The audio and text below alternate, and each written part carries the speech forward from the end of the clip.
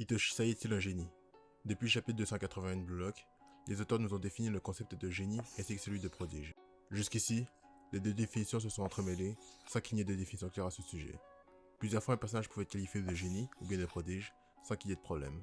Du coup, les joueurs mais aussi les fans ont donné ces qualificatifs à peu près tous les joueurs qui semblent être plus forts que la moyenne, ou qui disposaient d'un talent unique. Mais depuis le 281, une définition claire a été apportée.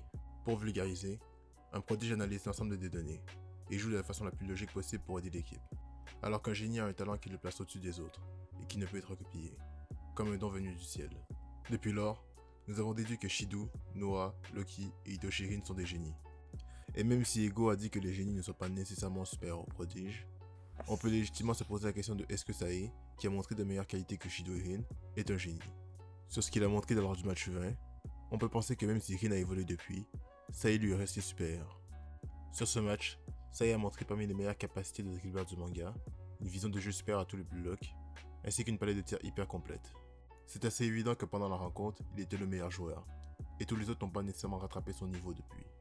Pourtant malgré tout ça, je pense que Sai est un prodige. Je m'explique. Certes sur ce match, il était un cran au-dessus des autres, notamment Rin, qu'il a passé plusieurs fois, mais si on regarde bien, il n'a rien montré de totalement incompréhensible. Certains prodiges ont réussi à décortiquer son jeu, comme Nico Izagi.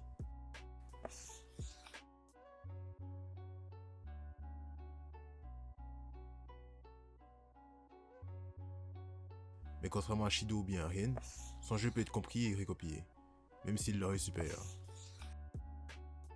Si on regarde le jeu de Shido, il a une perception spatiale ainsi qu'une agilité de son corps qui est impossible à obtenir avec un simple entraînement. Non, c'est un don de Dieu et personne ne peut rien y faire.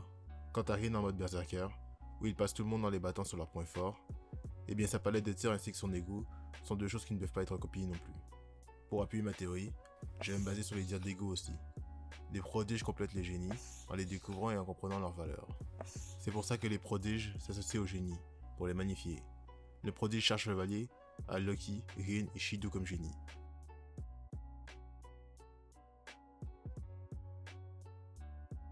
Ryo Anagi, et Sai a besoin de Shido pour magnifier son jeu. Il a choisi Shido parce qu'il est l'attaquant qui peut le mieux matcher ses passes. Il peut même surpasser les attentes de Sai. D'ailleurs, lorsque Shido a marqué sa retournée, il fut impressionné pour la première fois du match. Le seul autre qui a réussi à l'impressionner, c'est Rin, lorsqu'il s'est mis en mode berserker à la fin du match. D'ailleurs, Rin disait du jeu de Sai qu'il détermine précisément les rythmes et les mouvements de ses adversaires pour les prendre à contre-pied. Il rajoute, il détruit ses adversaires de la façon la plus rationnelle et la plus logique, avec un style de jeu qui lui permet de calculer le but le plus adapté à la situation. Voilà pourquoi Sai n'est qu'un prodige. C'est probablement pour ça qu'il attend que Blue Lock sorte un attaquant digne de ce nom pour s'associer à lui. Maintenant, il faut savoir ce qui lui a fait arrêter son rêve de vouloir devenir un attaquant, pour devenir un prodigieux milieu de terrain. Peut-être un génie de son club, le Real Madrid.